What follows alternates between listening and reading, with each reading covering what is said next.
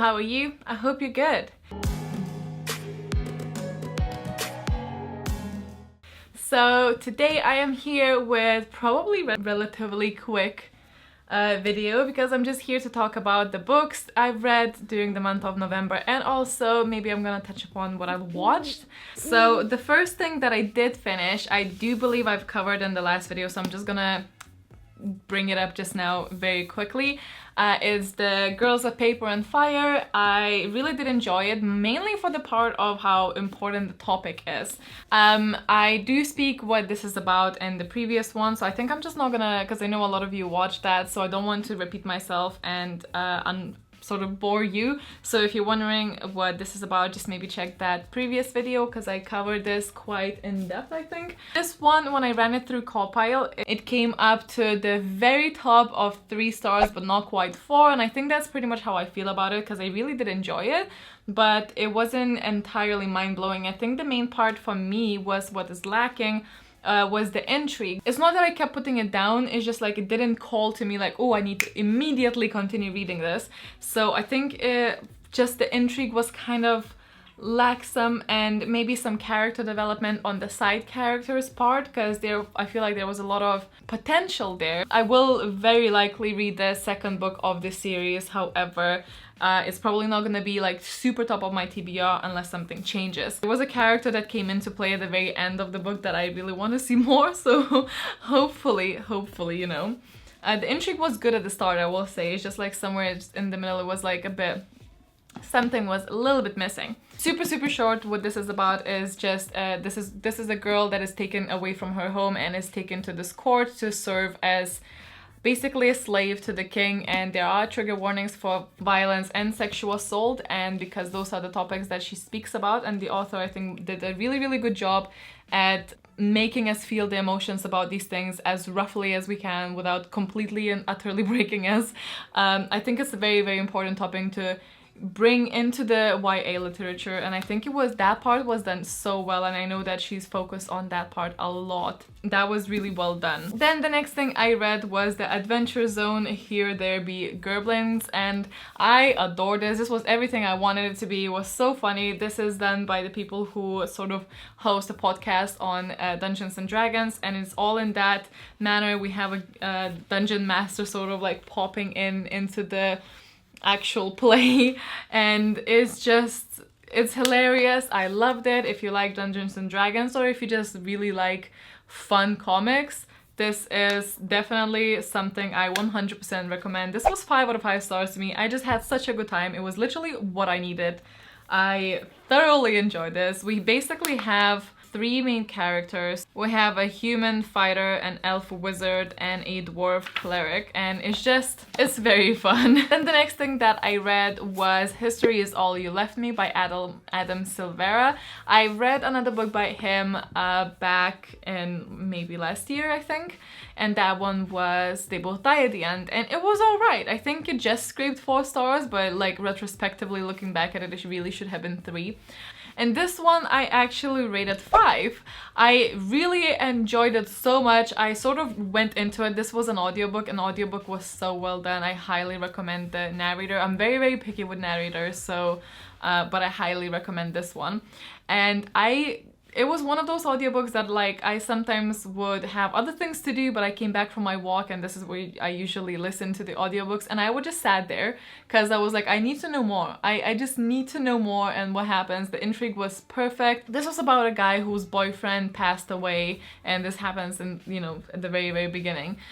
And this is about him dealing with it, but it's way more complicated than that, and there's a lot of people that come into play, and our main character has quite a few mental health issues, but one of them is really sort of focused throughout the book, but we only learn about it, or it gets pointed out at the very back. Throughout the whole book, we are aware that he suffers a strong OCD. This is about him moving forward, and it's more difficult than it normally would be for any other person. They were already separated when he passed away, and he had another boyfriend, and now our main character meets that boyfriend, and there's sort of, you know, there's obviously bad blood between them. No one else really understands them as much as they understand each other for what they're going through. And it's just so, there's so many human emotions, there's so much of like bad decisions that you're sort of like, why are you doing that? But none of us are really rational, especially in that situation. So the things that become clear, or the things that like, it goes back and forth to like the history and the current situation, and the bits that are intertwined, and the way everything is revealed at the end, because you get new information, and it was just so well done. I enjoyed it so much more than I expected. And it's not that I expected to like hate it, but I was just sort of thinking it's gonna be similar to the previous one. This is a very sad and very sad story. It's really not that fun. It is a heartbreaking story, and it's not like very easy to read. And I mean, it's very easy to read for the writing style, because I think Adam Silvera's writing is very easy to read. Theme-wise, it can be quite triggering, but it was such raw emotions. It's so complicated. The thing I loved the most is that nothing was black and white. There was always shades of things, just same as in like, you know, any day in your life. So I really appreciate that. I think it was really well written. So yeah. That one scraped 5 stars. I think it was like, I think it just scraped 5 stars, which is like very accurate again. And then the last book that I read was The Book in a Jar, and this is Snow Like Ashes. I am planning to do a live stream on this. So instead of the book diary vlogs, I'm planning to swap this into a live stream where I'm gonna go through the comments that you left on the Goodreads page for the Book in a Jar book group, and speak to you guys spoilery around the book. So if you have read this, I hope you guys can join me. And this is about, oh my god, what are you about? So this is about a world where territory is sort of separated by seasons, because they only have that season type of thing. And then it's not only by seasons, so the seasons are here, and then I can't remember what the rest are called, but something different. And our main girl is this orphan girl who is one of the few survivors of the winter season, and there's magic in this world, and it's basically only monarchs have power over it, and they are set into these artifacts. They're called conduits, and because winter was invaded by spring, our conduit is broken, and they're hunting these 2 pieces of the amulet to put it together and free their people, because their people are enslaved by the spring.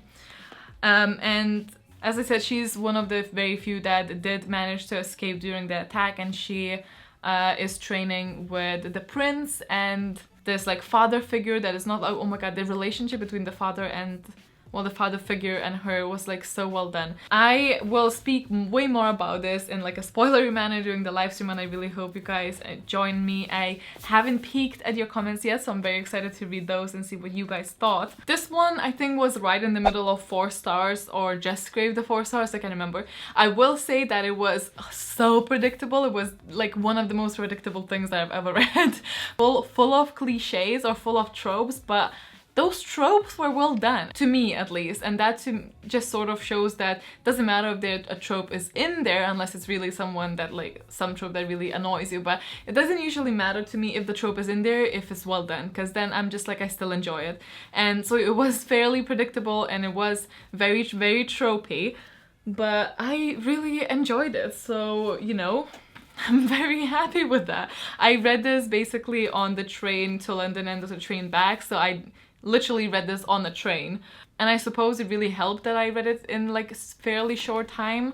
But I also had my phone with me, and if it was a shitty book, I would have just put that down and like procrastinate my way through the journey, but I didn't, and I think that like speaks for itself a little bit. Now, I don't remember exactly what I watched, but I know some of the things. So first of all, me and Logan started watching this anime called Overlord. It's on Funimation. It's like, Funimation is like Netflix for anime.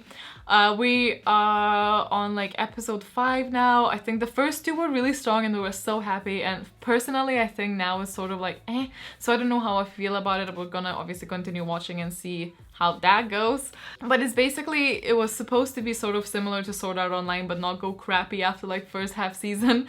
And this is where where a guy gets stuck in a game and cannot escape, but this one doesn't seem to really want to escape. He's just sort of like rolling with it, and there's no other players so far, so he's just alone stuck in that game. It was really funny for the beginning, and then now I'm just sort of, it's just sort of filler, feels like a lot of filler, so we'll see how it goes. And another thing that I watched this month was the Fantastic Beasts Crimes of Grindelwald. I watched this with AJ when I was in London, and I speak about it, and we both speak about it in the vlog, so there's gonna be more thoughts there, and I don't want to repeat myself. I feel like I'm very much an unpopular opinion here because a lot of people hated it. It was visually pleasing, the soundtrack was amazing. I definitely know there's a lot of plot things that are just kind of, and it's like painfully aware where there's like fan servicing with like the nostalgic bits thrown in there, but you know what, I don't care. For the Nagini part, I will just quickly say that I feel like the whole outrage, whilst I sort of get it, I feel like it's very, very disrespectful for the actual actress who worked her ass off to get that role, and the role is gonna do wonders for her career, so I feel like people outraging that, like there's just no winning. Like, let's be honest, I feel like every character is gonna have some problematic part. There's no winning anyway, and I don't want flat characters, so at the same time, I'm just, you know, we're not gonna talk about it.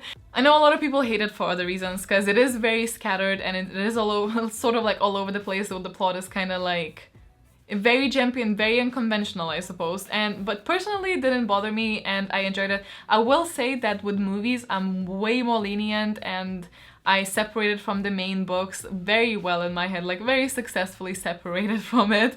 So it's just literally, it's just for funsies to me. I am not picky with movies, not nearly as much as I am picky with books. I'm trying to think if we watched anything else. Oh, actually me and Logan also watched a stand-up comedy show yesterday, which was the last day of November, so it counts. And that one is called You Majestic Beast, I think. And it's on Netflix, and it was really funny. I really enjoyed it. It was quite good time. I think that I haven't mentioned it before, but I also I binge watched the whole of Sabrina series on Netflix, you know, the one with the chilling adventures of Sabrina, I think. I was thinking that it's gonna be way more scary than it was, because it wasn't at all. Like, not at all. And Salem doesn't talk, and that really hurt me. But other than that, it was like, it was okay. I used to watch the cartoon and the show, so you know, I was sort of watching this again as a separate thing. Not too bad at separating series like that. And it's definitely different. I suppose it's sort of watched a little bit like Riverdale, which I'm not the biggest fan, so sort of, but I did watch it all, and there were like maybe 2 bits that were a bit like, whoa, that's kind of intense. But overall, it's very easy to watch, so if you're sort of avoiding it because you think it's gonna be scary, go ahead, it's really not. Let me know if you guys watched any really, really good movies recently, because I'm sort of looking for recommendations now. I think that's everything. Maybe I forgot something, but oh well, I really need to write these down next time. Thank you guys so much for hanging out with me again. Stay awesome, stay kind, and I'll see you very soon. Bye!